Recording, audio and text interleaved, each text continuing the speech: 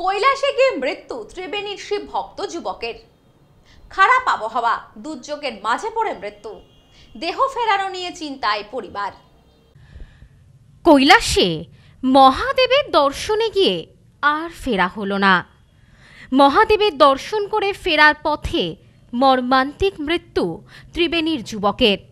ঘটনায় শোকস্তব্ধ পরিবার সহ গোটা এলাকাবাসী। ছেলের দেহ ফিরিয়ে আনতে ব্যর্থ পরিবার। অবশেষে প্রশাসনের দ্বারস্থ হয়েছেন তারা। চলছে শ্রাবণ মাস, আর এই শ্রাবণ মাসে দেবাদিদেব মহাদেবের দর্শনে যাবে বলে ঠিক করেন ওই যুবক রাজীব কুণ্ডু। কিন্তু কৈলাসের দর্শন তো পেল যুবক, তবে আর ফেরা হলো না বাড়ি। খারাপ আবহাওয়ায় দুর্যোগের মুখে পড়ে মৃত্যু হলো তার। পরিবার সূত্রে জানা যায়, মৃত যুবকের নাম রাজীব কুণ্ডু, বয়স ৩৮ বছর। পেশায় টোটো চালক রাজীব ত্রিবেণীর বেণীমাধবতলার বাসিন্দা। জানা যায়, গত ১ আগস্ট শিবভক্ত রাজীব পাড়ি দিয়েছিলেন হিমাচল প্রদেশে। লক্ষ্য ছিল কিন্নর কৈলাস পাহাড়ে মহাদেবের দর্শন। দুর্গম পাহাড়ে খারাপ আবহাওয়ার মধ্যেও রাজীব সহ ৩ জন পৌঁছান মহাদেবের মন্দিরে। মঙ্গলবার দুর্গম রাস্তা দিয়ে ফেরার পথে মৃত্যু হয় রাজীবের। হিমাচলে প্রচণ্ড বৃষ্টিপাত ও খারাপ আবহাওয়ার কারণে অসুস্থ হয়ে পড়েন রাজীব। অক্সিজেনের অভাব দেখা দেয়। কোনো মতে তাকে বেস ক্যাম্পে নামিয়ে আনা হলেও শেষ রক্ষা হয়নি। চিকিৎসকেরা তাকে মৃত বলে ঘোষণা করেন। প্রায় বেড়াতে যায়, পাহাড় পর্বত ঘুরে বেড়ায়। কিছুদিন আগে অমরনাথ ঘুরে এসছে। ১ তারিখে বেরিয়েছিল কৈলাসের উদ্দেশ্যে। আচ্ছা, কৈলাসের উদ্দেশ্যে বেরিয়ে কালকে আমরা দুপুরবেলা খবর পাই যে খুব শরীর অসুস্থ।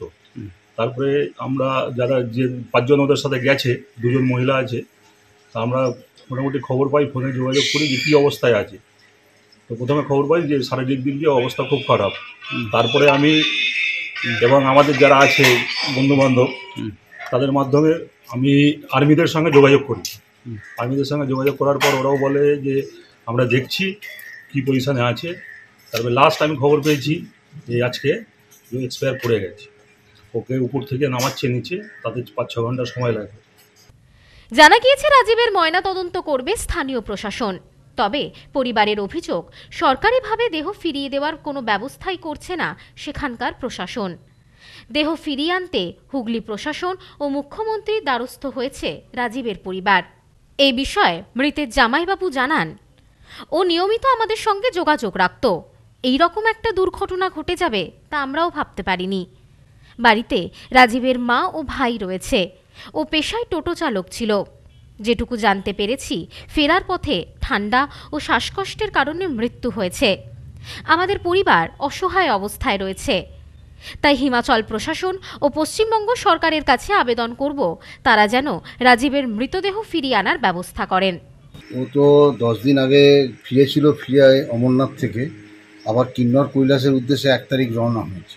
তারপর ওখানে তো গেছে, মাঝে বাড়িতে যোগাযোগ করেছে, ফোনেও কথা বলেছে, ওই পথে হাঁটতে শুরু করেছে। কিন্তু কালকে দুপুর 12টা পর্যন্ত কিন্নর কৈলাসের পর্বতে যেখানে ঠাকুর দর্শন করা, সেখানে দর্শন করেছে। অতিরিক্ত তুষারপাত হচ্ছিল, বৃষ্টি হচ্ছিল। ওখানে ফেরার পথে সেন্সলেস হয়ে যায়। ওর সঙ্গে আরও 3 জন ছিল, 2 জন পর্বতের ওখানে দেখতে পেয়েছে। তারপর আর ফেরার সময় দেখতে পায়নি। পরে বিকেল 4টের সময় খবর পায় যে ওকে মিলিটারি রেস্কিউ টিম ওকে তুলে নিয়ে গেছে। তখনও অজ্ঞান অচৈতন্য অবস্থায় ছিল। ও নিচে নেমে আসছিল, আবার পরবর্তী ক্ষেত্রে ব্যাক করে গেছে। তখন গিয়ে দেখছে অবস্থা খুব। পাশাপাশি খবর পেয়ে মৃত রাজীবের পরিবারের পাশে গিয়ে দাঁড়ায় বাঁশবেড়িয়া পৌরসভার পৌরপ্রধান আদিত্য নিয়োগী। এই বিষয়ে তিনি জানিয়েছেন, ছেলেটির মা প্রতিবন্ধী, ওর একটা ভাইও আছে। পরিবারটি পুরো অসহায় হয়ে পড়েছে।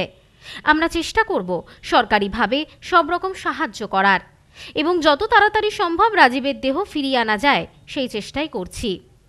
আমি যেটুকু খবর পেয়েছি, আমাদের অফিসেরই একজন কর্মচারী, তার ভাই অবিবাহিত, সে কিন্নর কৈলাসে ঘুরতে গিয়েছে 5 জন সঙ্গে নিয়ে। সেখানে গতকাল দর্শন করার পর, কিন্নর কৈলাসে দর্শন করার পর তারপরে অক্সিজেনের অভাব দেখা দেয়। অক্সিজেনের অভাবের কারণে সেই সময় অসুস্থ হয়ে পড়ে। স্থানীয় প্রশাসন, সিআরপিএফ যারা ছিলেন তারা সঙ্গে সঙ্গে তাকে রেস্কিউ করে এবং পরবর্তীকালে যা জানা যাচ্ছে সকালবেলায় সে মারা গেছে। এবং পরবর্তীকালে সেই পরিবারের তারা মুখ্যমন্ত্রীর যে অভিযোগ সেল আছে সেই অভিযোগ সেলও তারা অভিযোগ জানিয়েছেন এবং আবেদন করেছেন যাতে সেই তাদের শবদেহটি ত্রিবেণী যে পৌর এলাকার 14 নম্বর ওয়ার্ডে যে বাড়ি সেখানে যাতে নিয়ে আসতে পারে। দুস্থ পরিবার, ও একজন বিধবা, তার দিদি, একজন সামান্য কাজ করে পৌরসভায়, আর তার মা বিধবা, বয়স্ক এবং অসুস্থ। সেই জন্য আমরা খুব চিন্তিত। সেই পরিবার অন্তত তার শবদেহটি যাতে তাকে বাড়িতে ফিরুক, তারপর আমরা আমাদের সরকারের থেকে যা যা প্রয়োজনীয় সাহায্য যেটা করার চেষ্টা চলছে সেটা করে দেওয়া হবে। যুবকের এমন মর্মান্তিক মৃত্যু মেনে নিতে পারছে না কেউই। শোকের ছায়া নেমে এসেছে গোটা এলাকায়। মৃত যুবকের পরিবারের দাবি, অবিলম্বে স্থানীয় প্রশাসনের সহযোগিতায় তাদের ছেলের দেহ তাদের হাতে তুলে দেওয়া হোক। বাড়ির লোকের সাথে কথা বলেছি এবং আমরা জানি যে ও বেড়াতে গেছে, বেড়াতে যেতে ভালোবাসে। এটা আমার পাশের ওয়ার্ড, একদম গায়ে ওয়ার্ড। সেই ওয়ার্ডে 14 নম্বর, আমি 4 নম্বর ওয়ার্ডে কাউন্সিলর, আর 14 নম্বর ওয়ার্ডে ঘটনাটা ঘটেছে। ছেলেটি তো 14 নম্বর ওয়ার্ডের বাসিন্দা। কিন্তু মানুষের পাশে সবসময় আমরা থাকবো, এই তো আমাদের কাজ। আমরা যেহেতু কাউন্সিলর, আমরা জনপ্রতিনিধি, আমাদের এটাই কাজ মানুষের পাশে দাঁড়ানো। আমরা শোনার সঙ্গে সঙ্গেই আমরা সবসময় যোগাযোগ রাখছি। কালকে সন্ধ্যাবেলাতে যখন আমরা দুপুর থেকে আমরা জানছি যে ওরকম নিখোঁজ, সন্ধ্যেবেলায় আমরা খবরটা পাই যে ওরকম এক্সপায়ার হয়তো করে গেছে, কিন্তু এখন আমরা পুরোপুরি জানছি যে এক্সপায়ার করেছে, ওকে নামানো হচ্ছে। রাজেশ দেবনাথের রিপোর্ট, নিউজ স্নোম্যান্সল্যান্ড, ত্রিবেণী। এবার আপনার নিকটবর্তী শহরে Aarti electronics retail private limited. Aarti electronics Bangaon, Gopalnagar, Chandpara, Duttapukur, Habra, Nagarukhra, Bagula ও হেলেঞ্চাতে। ফোন 7076534320।